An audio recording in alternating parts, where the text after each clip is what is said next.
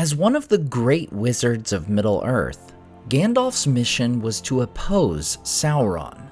This task he would undertake for over 2,000 years.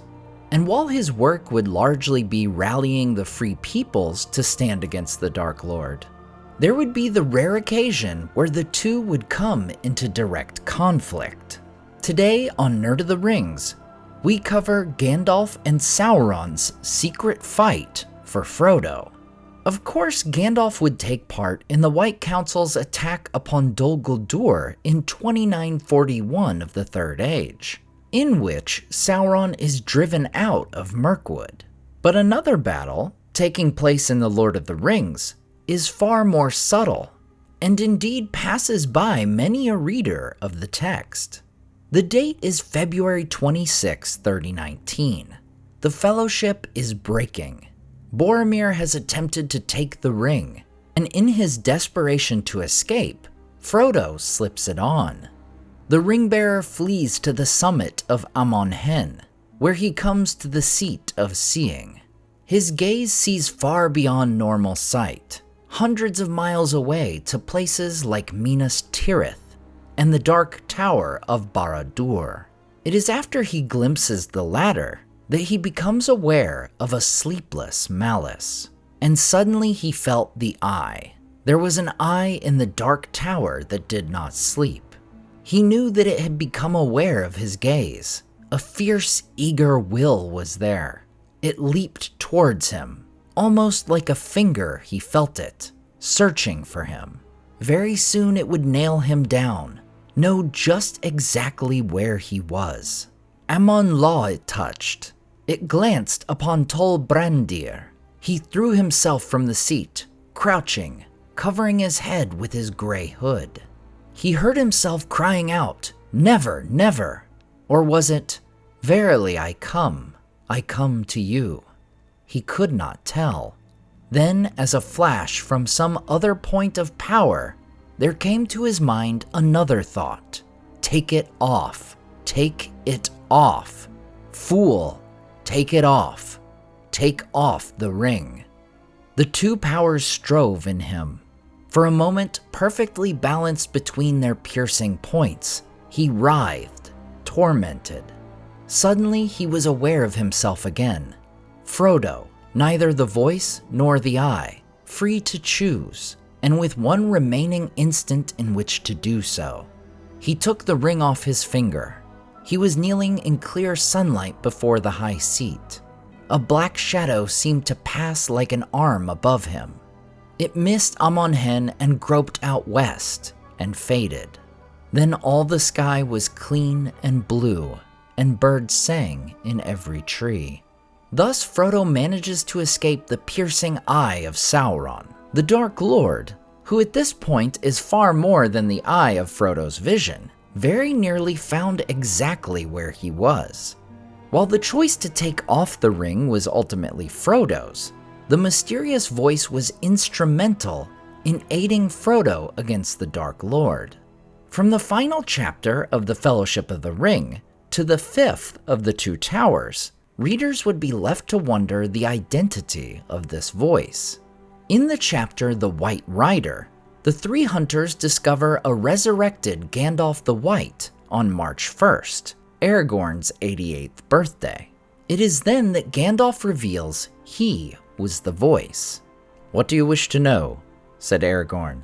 "All that has happened since we parted on the bridge would be a long tale. Will you not first give us news of the hobbits? Did you find them? And are they safe?" "No, I did not find them," said Gandalf. "There was a darkness over the valleys of the Emyn, and I did not know of their captivity until the eagle told me." "The eagle," said Legolas.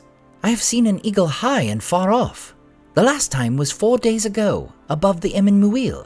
"Yes," said Gandalf. "That was Gwaihir the Wind Lord, who rescued me from Orthanc. I sent him before me to watch the river and gather tidings. His sight is keen, but he cannot see all that passes under hill and tree. Some things he has seen, and others I have seen myself. The ring now has passed beyond my help. or the help of any of the company that set out from Rivendell. Very nearly it was revealed to the enemy, but it escaped. I had some part in that, for I sat in a high place, and I strove with the Dark Tower, and the shadow passed. Then I was weary, very weary, and I walked long in dark thought." "Then you know about Frodo," said Gimli. "How do things go with him?" "I cannot say. He was saved from great peril, but many lie before him still. He resolved to go alone to Mordor, and he set out. That is all that I can say." Yet there is one last piece to the puzzle. Where was Gandalf when this struggle took place? No doubt the White Wizard in this moment is using the ability of Osanwe, or interchange of thought. But our only clue in the text of his location is Gandalf saying he sat in a high place. No doubt many would assume this would have taken place after Gandalf is resurrected upon the peak of Zaraxagil, where he and the Balrog had both perished as a result of their fight. However, this timeline does not add up. Gandalf the Grey dies on January 25th and returns to life as Gandalf the White 20 days later, on February 15th. 2 days after that, Gwaihir takes Gandalf to Lorien. This struggle with Sauron takes place 9 days after Gandalf is brought to Galadriel. So what high place could he be referring to? Thanks to the amazing work of Christopher Tolkien and other scholars, we have Tolkien's handwritten timelines of events in The Lord of the Rings. This particular timeline, which can be found in the pages of the Maker of Middle-earth exhibition book, provides entries by character. And under Gandalf on February 26th, we find, on a hill in Fangorn, wrestles in thought with the Eye of Mordor, and saves Frodo from yielding. So Gandalf strove with Sauron as he stood upon a hill in Fangorn, and as he tells the three hunters, this act would greatly tire him, even in his upgraded form. We can thus conclude that when he was very weary and walked along in dark thought, that this all took place in Fangorn. Not only does this timeline exemplify the attention to detail Tolkien had in planning his tale, but also how impressive the work of Christopher was to decipher Tolkien's famously sloppy handwriting. Having seen these both in printed form and in person, I can say it can be rather slow and dicey a proposition to make out all of Tolkien's words. While Gandalf would help save Frodo from Sauron's gaze for a time, the halfling's path would inevitably bring him closer and closer to it. He would experience it as early as the Dead Marshes, but far more he was troubled by the Eye, so he called it to himself. It was that more than the drag of the ring that made him cower and stoop as he walked. The Eye, that horrible growing sense of a hostile will that strove with great power to pierce all shadows of cloud and earth and flesh, and to see you, to pin you under its deadly gaze, naked, immovable, so thin, so frail and thin the veils were become that still warded it off. Frodo knew just where the present habitation and heart of that will now was, as certainly as a man can tell the direction of the sun with his eyes shut. He was facing it, and its potency beat upon his brow. And of course, in the final moments of his journey to Mount Doom, Frodo would once again come face to face with the Eye. One moment only it stared out, but as from some great window immeasurably high, there stabbed northward a flame of red, the flicker of a piercing eye.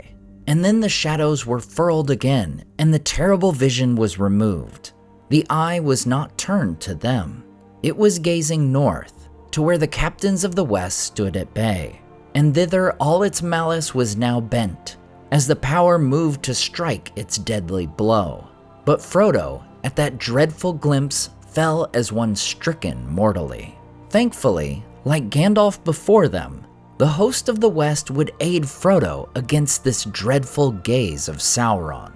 With the Dark Lord's attention drawn to the Battle of the Black Gate, Frodo would be able to make his way to the fires of Mount Doom, leading to the One Ring's destruction and the ending of the evil of the age.